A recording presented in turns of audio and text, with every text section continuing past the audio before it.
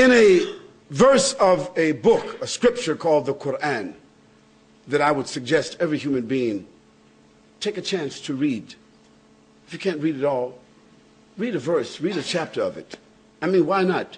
You watch TV, you got 100, and if you got cable, you got 700 something channels, including those adult channels. If you got a computer, you're surfing the web, but then go to Google or Giggle, whatever search engine you got, and just put in the word Quran, Quran. Yeah, Quran. Just put it in there. I dare you. I'm not telling you to put it in there because of religious purposes. Just put the word Quran in there and see how many hits that you get down there. See how many. And then just click one and just listen. Listen to the Quran. If it's in Arabic, you won't understand it, but just listen to it. And then ask for a translation and then read it. Well, in one of the chapters of the Quran, this is a book of 6,626 verses, 114 chapters, that was revealed to a man called Muhammad, the son of Abdullah, who himself claimed to be a prophet of God, like Jesus, like Moses, like Abraham, like David, like Solomon. He claimed to be a prophet. And we believe, as Muslims, that he was a prophet. We believe that this Quran was, in fact, revealed to him. This is what our belief is. You don't have to believe that, but we do.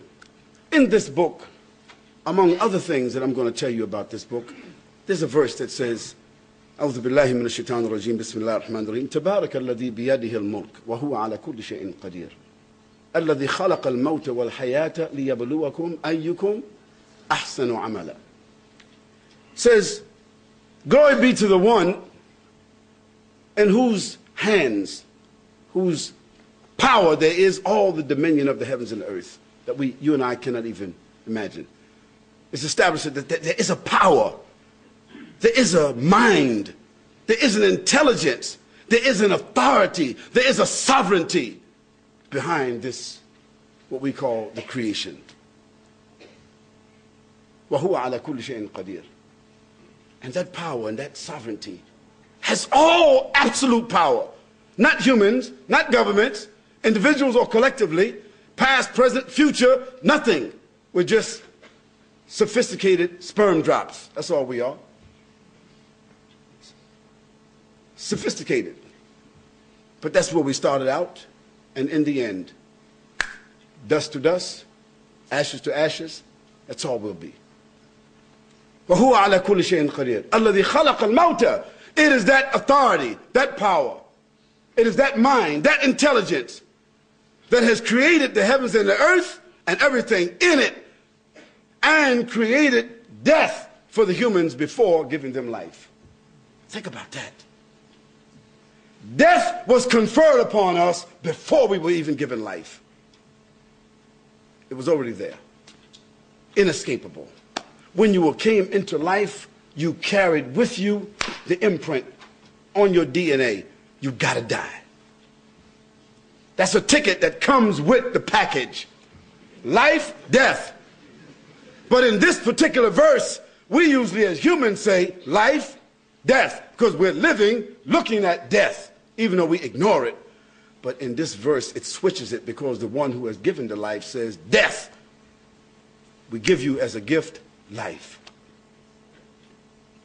الذي خلق الموت والحياة ليبلوكم أيكم أحسن عملا. In order to see which one of you will be the best in their behavior and in their conduct or their responses.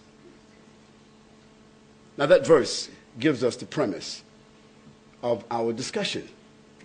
That the purpose of life, this small little like that, that's all it is.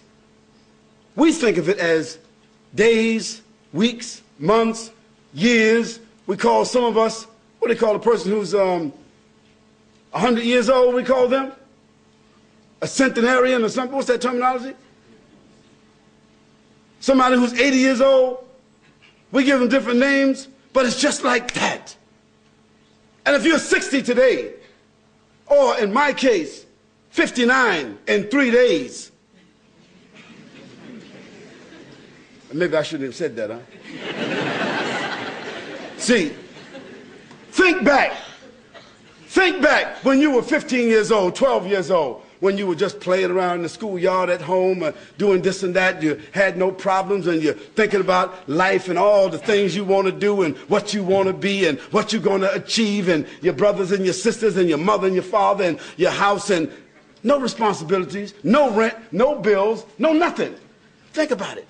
When was it? It was just yesterday. For me, it was just yesterday. Just like that. Where has the time went? What has happened? And now, today, everyone will agree.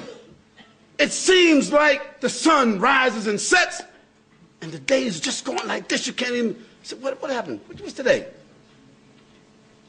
said, today is Tuesday. So, Tuesday, brother, this is Thursday. I said, what happened? It's time. Because time is nothing but a capsule. Time is nothing but a drop of water on the windowsill, and the sun comes, it's gone. That's time. And that's what you and I have been given. We've been given time. And what you're going to do with this here time? No one, no group has come into being on their own. Is anybody here, whatever philosophy that you have, who can say that, well, I came into being on my own? No, you didn't come into being on your own. You didn't decide to come here. You didn't decide to even be here in this life. You were brought into life. You were conceived by your mother. And if some of you think that you were born by some type of immaculate conception, or even you came through some hallway or something, and even test tube babies, even those babies that are born when people are those mommy families, you know what I'm talking about. The daddy families who are buying the sperm off the internet and, you know, to have their own nuclear family. Still, they come into life not by their own determination. I say to you, that if we think about the heavens and the earth, let's think about it for a moment. Let's go macro, and then we go micro. Let's go macro for a moment. Let's go out. The earth is the third planet among, they said, 9 planets. I think they just discovered another planet. In our solar system, the earth is the third planet from the sun. And how many miles are we from the sun? Is it 93 million miles or something like that? And the earth is the only planet that has the ecosystems to sustain life. It's the only one. Because if we go to the left, Mercury, it's too hot. We go to the right, Mars, it's too cold. The earth has the only ecosystems that support what we call life.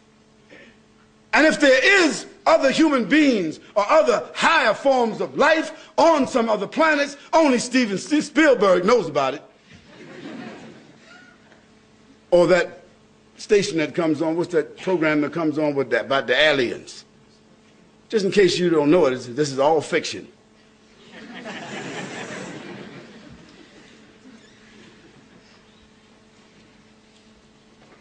And our solar system has a sun, which is a star. And our solar system is dependent upon the energy of that star. It's called the sun. Yet our sun, with all of its brightness and power, it is one of the smaller stars in the Milky Way. Did you know that? One of the smallest. One of the smaller stars in the Milky Way. And the Milky Way itself has 56 billion stars like our sun. And the Milky Way, as a galaxy, is only one of the smaller galaxies in a nebula. Can you imagine this?